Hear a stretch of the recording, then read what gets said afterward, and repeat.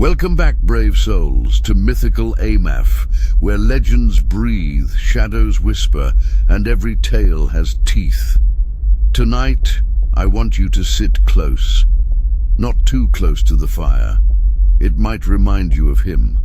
A god so feared, so monstrous, that even the sound of his name made entire cities shudder. His name was Moloch. Long, long ago, before the world became digital and cities wore glass masks, there were gods who didn't ask for prayers or temples. They asked for blood. And Moloch, he asked for children. This terrible god of fire and hunger was said to have the body of a man and the head of a bull, towering above his worshippers, cast in iron or bronze. But it wasn't his appearance that struck terror into the hearts of ancient people. It was what he demanded. In the lands of Canaan, Carthage, and parts of the Levant, Moloch was worshipped by those desperate for rain, victory, or favor. But there was always a price. Not gold, not grain. He wanted the purest offering, the youngest souls. Fires would roar beneath the great statue of Moloch, heating his outstretched arms like an oven. And when the flames were high and the drums began to thunder, children, often the firstborn, were placed in those fiery hands. Their cries were drowned by music. Their parents, they watched. It was said they believed giving their child to Moloch would secure the future of their families, protect their crops and win wars. In their eyes, this was not murder.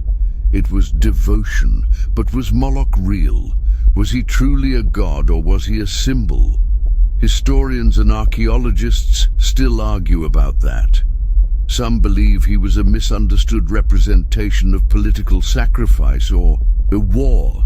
Others think he was demonized by rival cultures, especially by the early Hebrews, who rejected such offerings in favor of a more merciful God. But then there are records, ancient scrolls, burned tablets, even Roman accounts that describe the great statue of fire, the pit beneath it, and the haunting rituals carried out in his name. Even the Bible mentions him. In the book of Leviticus it says, "Do not give any of your children to be sacrificed to Moloch, for you must not profane the name of your God." Leviticus 18:21. Some think the name Moloch itself comes from a twist of the Hebrew word Melech, meaning king, and Bosheth, meaning shame. Together, Moloch was the king of shame. And maybe that's what he really was, a shadow of human desperation, a god born from fear, greed, and the dark corners of ancient minds. But what if Moloch was more than myth? Some legends say his followers still exist, hidden in dark sects, whispering old chants, lighting candles in iron bowls. In every age, when the world grows desperate, it seems Moloch's name flickers back into the light. Because even now, behind masks of power and control, some still sacrifice the innocent for gain. So, was Moloch ever truly a god of fire? Or just a reflection of the monsters we become when we think the future is worth more than the present? And tell me, dear viewer, if Moloch returned today, would we even recognize him?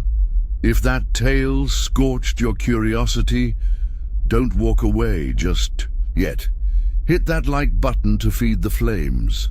Subscribe so you never miss a story whispered from the shadows. Follow, share, and invite others to step into the myths with us. This is Mythical AAMAF, where every story stares back. Until next time. Keep your lights